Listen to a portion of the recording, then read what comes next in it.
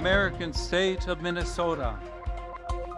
Coming up, a memorial continues to grow outside the church where 2 kids were killed, and this weekend marked the first mass since the shooting. Also, a memorial grows outside the church where 2 kids were killed and several others were injured last week. Tonight, an update on the victims' conditions. We're going to defend our democracy in the city of Chicago. And President Trump considering sending National Guard troops to the Windy City in order to stop crime. However, the mayor of the Windy City, Chicago, blasting the Trump administration's possible plans.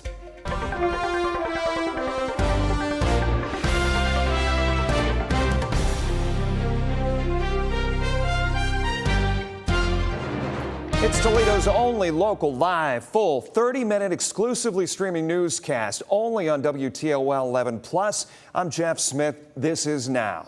50 years ago, the Great Lakes' most famous shipwreck shocked Northwest Ohio, Southeast Michigan, and the world for that matter.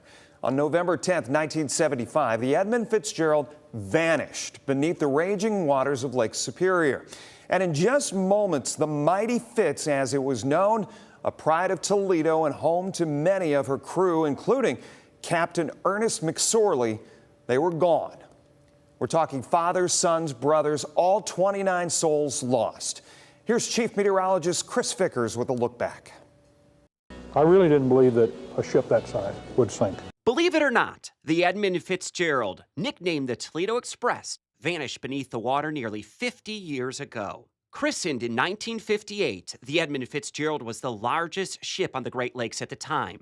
The 729-foot iron ore freighter was a workhorse and set records year after year, hauling taconite from Duluth to Detroit, Toledo, and other ports on the Great Lakes. But in the night of November 10th, 1975, even this mighty vessel couldn't endure the gales of November that unleashed hurricane-force winds and 35-foot waves on Lake Superior. We're holding our own.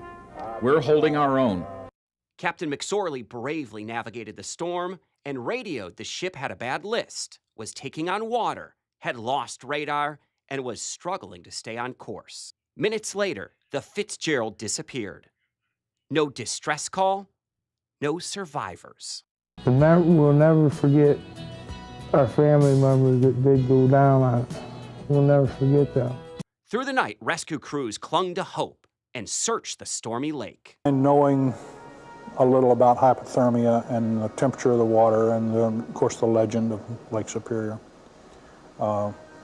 we knew that if we found anyone alive, it would be a miracle. The next morning, November 11th, 1975, news spread across the Great Lakes. Churches tolled their bells 29 times, once for each soul on board. Families braced for the worst. I was on my way to work in my car about 7 o'clock the next morning of November the 11th, and the news came on my radio. And I remember going into my mom's bedroom and telling her, and she thought, no, you're making a mistake, you heard it wrong. He loved us very, very, very much. He had tons of friends, and anytime anybody would talk about my dad, everybody loved my dad. Polite, liked his ice cream at night. He'd sneak in because he worked 4 to 8 and didn't have time most of the time for his dessert, so I'd give it to him. He'd come through the back and get his ice cream with me. I was always happy to see him. The loss was devastating. Questions lingered, theories piled up, failed hatches, shifting cargo, rogue waves, shallow shoals. It doesn't really matter how it happened. It just happened. And we'll never know. Among all uncertainty, families knew one thing. The wreck site was sacred. They fought to keep it undisturbed and instead brought the ship's bell to the surface. A bell that now rings every November 10th. Carrying the names of the 29 men who never came home. Because the bell is a very spiritual type thing. I think I might say it's spiritual in that it's the voice of the ship.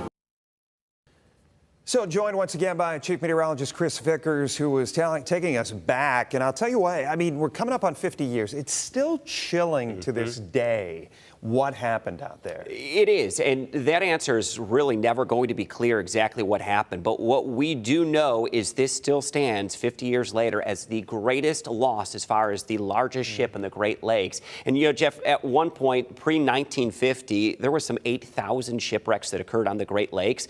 After 1950, it was an incorporation of a lot of World War II technology.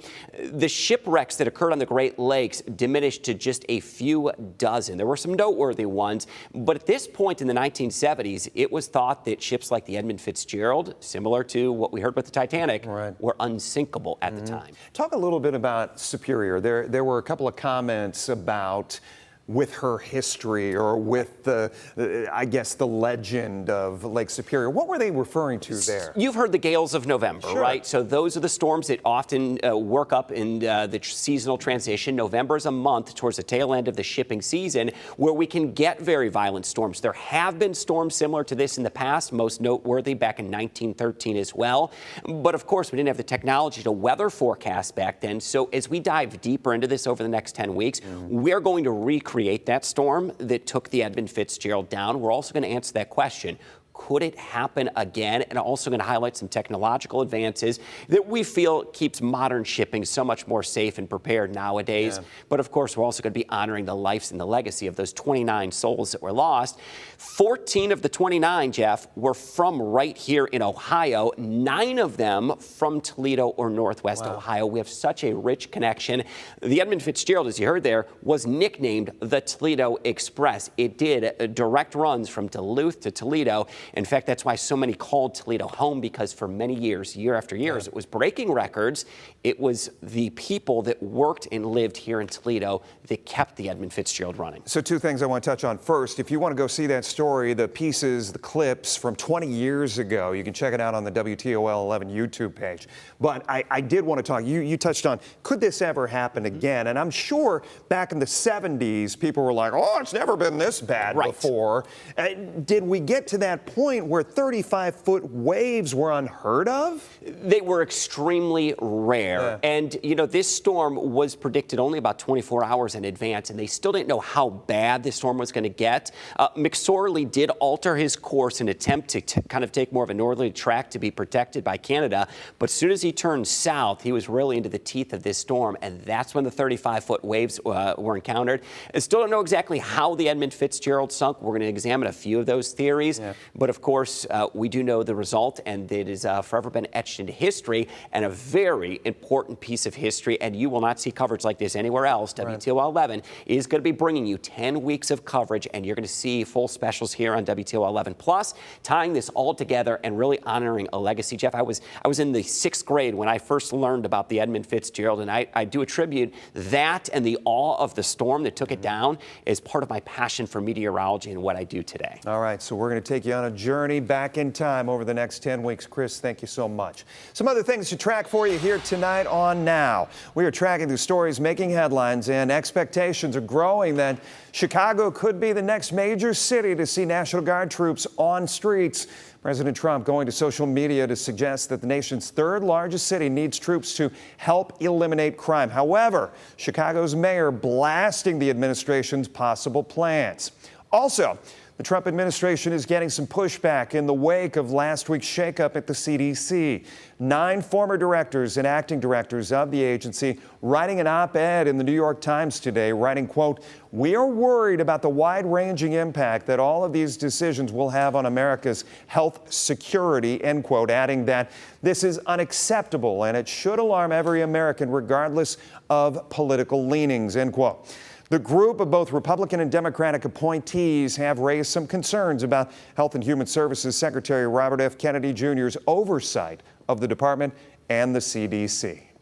They want to see Congress exercise its oversight authority over HHS, and that would include calling a hearing to interrogate Secretary Kennedy as to what is happening and why.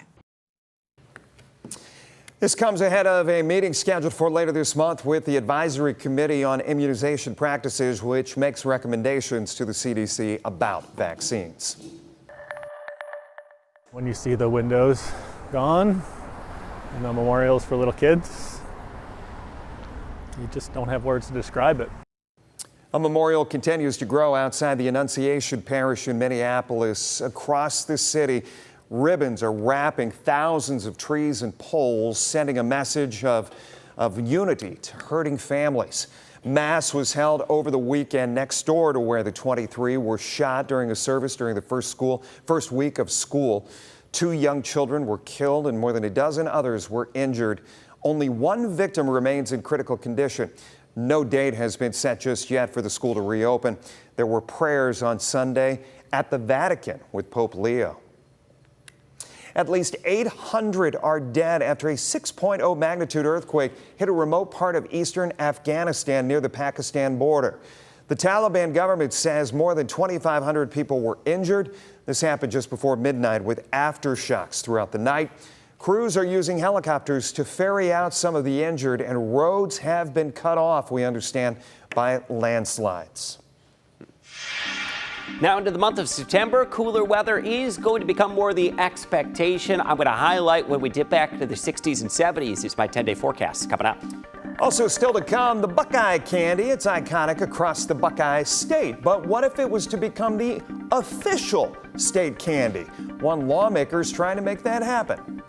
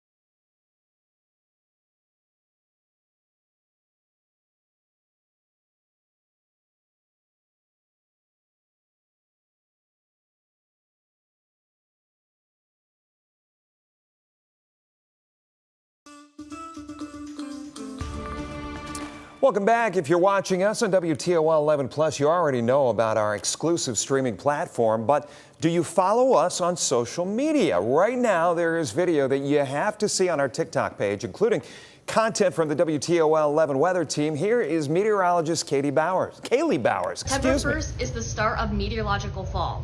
But what does that mean? Isn't September 22nd normally the start of fall? Well, that's astronomical fall. Meteorological fall is for September, October, and November. It's just easier for record keeping and data keeping as well too. But what this means is those cooler mornings, shorter evenings, and those temperatures dropping. Here in Toledo, highs go from the 80s back down to the 70s by the end of September. So you can officially say it, meteorological fall is here, y'all. Why did she say y'all? Where's she hail from? She worked down south. All right. From Ohio. Marion, I guess that's south of here too. As south as you can make it. Make sure to follow us on the WTOL 11 TikTok page. There is plenty to watch, including the latest stories being talked about both locally and nationally. Well, check this out. The most expensive house for sale right now is in Colorado, and it is a whopping $300 million. Little Lake Lodge near Aspen. The Aspen Times reports that the home was built by a California billionaire couple. The couple owns the parent company of Fiji Water and Palm Wonderful. Those drinks. The house is 27,000 square feet. It sits on a 74-acre estate. It includes 4 parcels of land, a private 6-acre lake, and a 45-space parking lot. I'm not done. The listing for that home states that the estimated annual property taxes for the new homeowner will be roughly $131,000. I actually would have thought more. How about writing that check every year? Wow. My goodness. You get lost in that house, wouldn't you? Why? Why? Exactly. Yeah. Why do you $300 million. Incredible. But I've never been out to Aspen. I'm sure they deal with all kinds of weather out there. They do. They actually get a lot of sunshine, too, out there. It is a very sunny place, much like we've had over the course of the weekend. We've had gorgeous weather across the area. We'll take you on over to the big weather maps. And temperature-wise, we've got mid to upper 70s now. Did reach toward 80 for the majority of the area, 79 in Findlay, and match that over toward Defiance. Low 70s closer to the Lake Erie shore. And we do have dry conditions, nothing showing up on radar. And you may be thinking, all right, the dust starting to kind of accumulate. And we need to settle that dust with some rain. Not going to happen until we get to Wednesday night and into early Thursday. And I'll have that updated in my hour-by-hour forecast. Couple fair weather clouds that are fading away. Now, there's the potential tonight that we have a G3 geomagnetic storm that could excite the northern lights. I'm going to keep a close eye on that. It is a possibility as we go overnight. Outside of that, though, we have clear skies toward that morning bus stop forecast officially. Now welcoming all school districts back into the classroom now that we're getting to the other side of Labor Day. 53 degrees for that morning outlook, 76 by noon. We'll shake that chill off in the morning, and then highs will warm close to 80 as we get into the afternoon. We are going to be dry the rest of the night tonight. No threat of any rain, and we could really use that rain. Still going to be dry all day Tuesday. No rain. Now, let me take you late Wednesday. We'll put the clock up there toward dinner time. There is going to be a front approaching that is still going to be west of us towards Chicago into Wednesday evening. It'll be Wednesday night, closer to about midnight that some showers race into the area. This is just before midnight. There's our chance of rain that comes into northwest Ohio and southern Michigan. May not be a lot of rain, a quarter to a half an inch at most. So maybe it just gives us a little bit of drink of water for the gardens and the farm fields and that front lawn that's getting a little bit crispy. Dry weather returns for much of Thursday. There may be some morning rain showers before that cooler feel does unfold. We're going to have highs upper 70s, the lower 80s as we get into the morning or afternoon tomorrow. Weekend outlook, give you this early outlook. Saturday and Sunday, both days looking much cooler, fall chill, upper 60s for the weekend ahead. We still do have some 80s, though, Tuesday and into Wednesday. That front that comes through Wednesday night and Thursday drops us back close to 70. There's your late week rain chances. Could get a few showers that linger into Saturday. Cooler weekend, upper 60s. And then early next week, back into the low 70s as we get into Monday, Tuesday, and Wednesday. Jeff, back over to you. Chris, thanks. Buckeye candy may be iconic across our state, but it isn't the official state candy, at least not yet. Our sister station in Columbus shows us that a new bill is aiming to enshrine the sweet treat into state law. More than 14 million Buckeyes roll off the assembly line here at Anthony Thomas Candy Company every year. So you can imagine where the company stands on the new Buckeye bill. Seeing that it could potentially be the state candy is so important to us. Nick Trifolis's great-great-grandfather and great-grandfather, Anthony and Thomas Zanettis, started the company in 1952. What's cool is a lot of these employees, you see them from the 80s or in the 70s. We still have some of these employees here working today. Making Buckeyes with that all-consuming combination of smooth chocolate and creamy peanut butter. This candy is more than just, a sweet treat. It's a tradition and it's a cultural heritage of our state.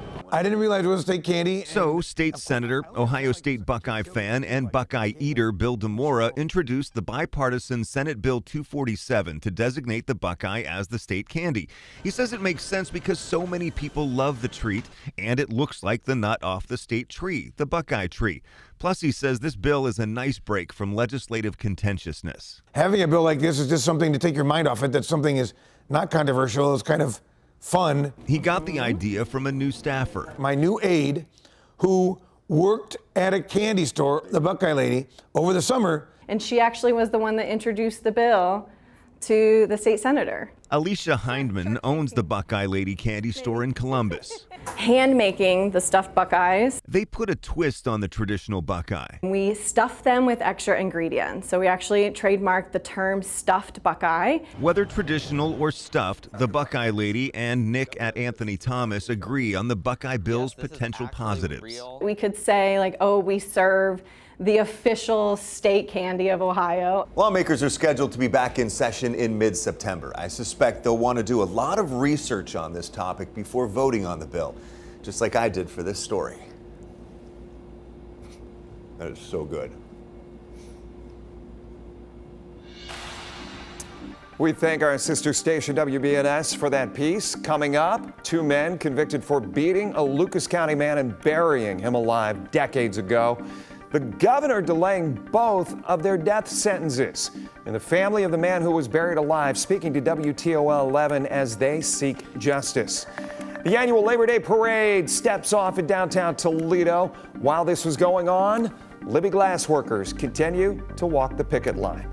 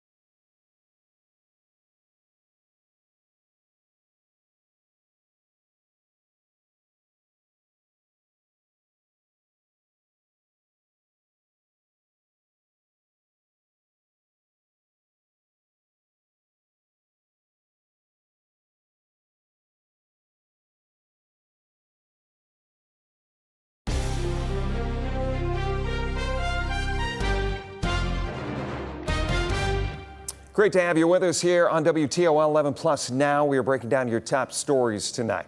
A local family looking for answers from the governor as the executions for 2 men have been reprieved.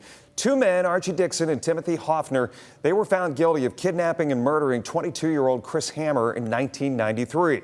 Both men's cases have gone through multiple appeals. The men were scheduled to be executed in 2024, but the governor has pushed both executions to 2027. Hammer's family says they have reached out to the governor's office for some answers or even closure on what will end up happening. I've emailed him. I've put stuff on his Facebook page. I did call him. I never get a response. And it makes me mad. Give us an answer, what you're gonna do. You know? Like I said, they say it's inhumane to put somebody to death. How is burying somebody alive humane? We have been in contact with the governor's office. We are still waiting on some clarity on what is happening with both men's executions and if they have a response to the family. A major labor dispute on this Labor Day continues in North Toledo for the 10th consecutive day. Workers at Libby Glass began striking after contract negotiations came to an abrupt ending last month. Negotiations have not resumed between the unions and Libby since they abruptly ended on August 22nd. Union officials have continued to cite inadequate pay, mandatory overtime, and rising health insurance costs as major sticking points throughout these negotiations. But as of now, the stalemate continues. United Steelworkers Director Donnie Blatt says one main point of concern also includes Libby's rewriting of discretionary decisions. They want to be able to contract out our work anytime they want. They want to be able to mandate how many people we have on a shift at anytime they want. Change start times and end times. And it's really just silly stuff like that they don't need. Has nothing to do with the production of the plant. It's all about being heavy-handed and just being able to do whatever they want to the workers without them having a say in it. WTOL 11 did reach out to Libby Glass for a statement on the ongoing strike, and we are still waiting to hear back. Well, from there, the Labor Day parade stepped off in downtown Toledo earlier today. Hundreds lining the streets to celebrate union work across Northwest Ohio. Bruce Baumauer, who recently retired after serving as president of UAW Local 12, he was the Grand Marshal. You can see me in the background. I served as Master of Ceremonies for the parade. I had the best seat in the house. WTOL is proud to bring you exclusive content each and every week on WTOL 11+. And this week on Leading Edge, Sylvania School Superintendent Dr. Veronica Motley, she joined me to discuss her transition to the district during the pandemic and some of the important decisions that have played out in her first few years. To a certain degree, being a school leader, being in a school district, there are certain variables that stay the same. Sure. However, when I came to Sylvania, there were definitely variables that were different, such as COVID. Mm-hmm. I started under COVID for the first year and a half. Many of my meetings with not only educators, but parents were on a computer screen, quite frankly. So it was hard to foster relationships or cultivate. Right? Absolutely. But the thing that makes it regardless if you're in Northeast Ohio or Northwest Ohio.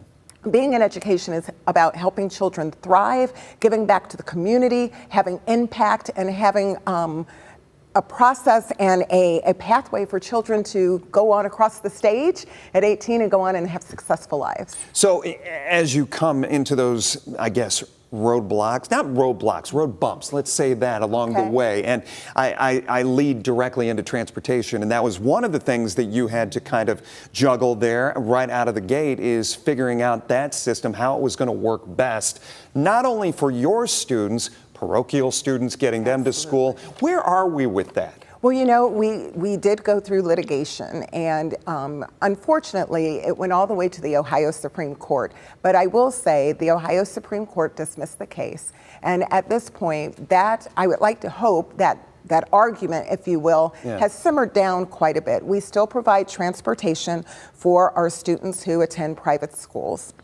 We use a model where we have certain points. We swoop up all the kids on the bus stop in the morning. Mm-hmm. We have a depot stop at our high schools. They take some transfer buses, and then those children are delivered to their private schools. Yeah. So it's been a system that's been in place for a very, very long time, decades, if you will. Yeah. So at this point, that matter has been resolved, and we continue to communicate with all of our Sylvania parents in regards to transportation. I think that was another thing that came out of this litigation process, though. How can we improve communication, not only in regards to transportation with our own Sylvania school students, but students that reside in our district that don't attend our school, because quite frankly, they're still Sylvania kids.